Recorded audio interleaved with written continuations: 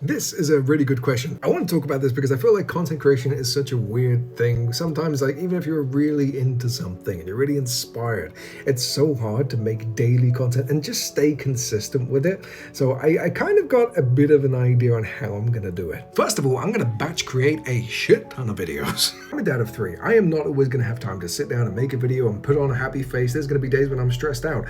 I'm not always going to want to be in the mood to sit down and play smiley, happy content creator. So the best thing that I can do for me is to prepare ahead of time. When I'm in good, happy moods like this, like I've just sat down today and recorded like 10 different videos that are just going to sit in my drafts.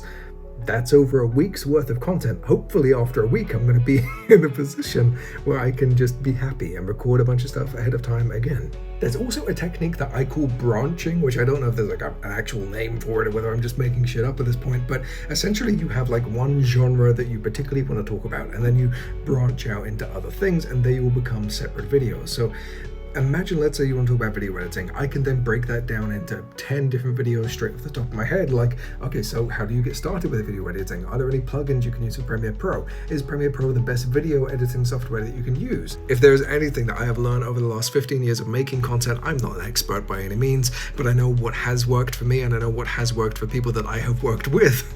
That's confusing. It's that burnout is the enemy of consistency, and burnout is often caused or mistaken for depression and anxiety and just bad days, and you have to prepare for that. If you can master that, you can master consistency. If you can master consistency, you master quality. If you master quality, you may actually stand a chance at getting somewhere.